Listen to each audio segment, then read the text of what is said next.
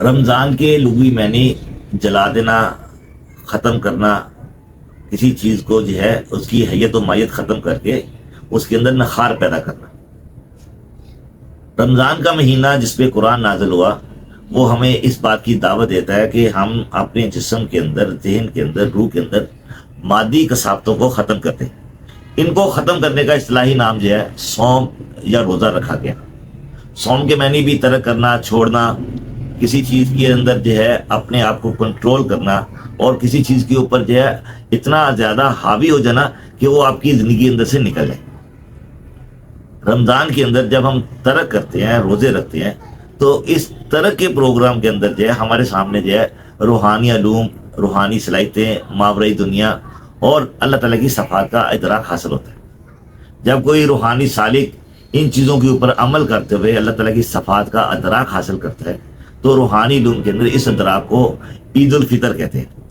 جیسے میں نے عرض کیا تھا، فطر کے معنی توڑنا، ترک کرنا جو ہے، تو مادی چیزوں کو، مادی کثافت کو ذہن کے اندر سے نکال کے جو ہے اللہ تعالیٰ کی ذات کی طرف رجوع کرنا، اور اس رجوع کرنے کے نتیجے میں جو ہے جو آپ کو اللہ تعالیٰ کی صفات کا ادراک حاصل ہوتا ہے، اصل میں یہ ادراک جو ہے یہی عید ہے، اور اسی کو ہم عید الفطر کہتے ہیں۔ رمضان کا یا عید الفطر کا چاند کی تاریخوں کے ساتھ کوئی تعلق نہیں ہے، بلکہ یہ آپ کی روحانی صلاحیتوں اور روحانی مشقتوں کا وہ نتیجہ، وہ معاوضہ جو ہے جو آپ کو اللہ تعالیٰ کی ذات کی طرف سے ملتا ہے۔ چونکہ رمضان میں قرآن نازل ہوا، اور قرآن کا نزول جو ہے ہر وقت، ہر جگہ، ہر مہینے میں ہوتا رہا۔ رجب میں، شعبان میں، ذی القعدہ میں، محرم میں، سفر میں، ذی الحج کے مہینوں میں وہی مسلسل ہر مہینے میں آتی رہی۔ تو وہی کے حواس کا حصول جو ہے، جس میں آپ کے اندر سے مادی دنیا کی کثافت ختم ہو جائے، اسی کا نام رمضان جو ہے۔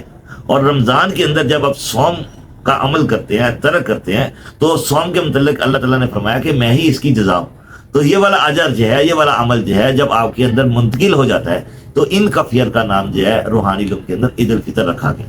عید الفطر ایک ایسی کفیت جو ہے جو آپ کو جو ہے رمضان کے اندر مجاہدات، ریاضتیں، مجاہدے اور مشقت کرنے سے حاصل ہوئی۔ اللہ تعالیٰ آپ کو خوش رکھے۔ آپ نے رمضان کے اندر اللہ تعالیٰ کی خوشنودی کے لیے، اللہ تعالیٰ کی ذات کا قرب حاصل کرنے کے لیے پروگرام پہ عمل کیا۔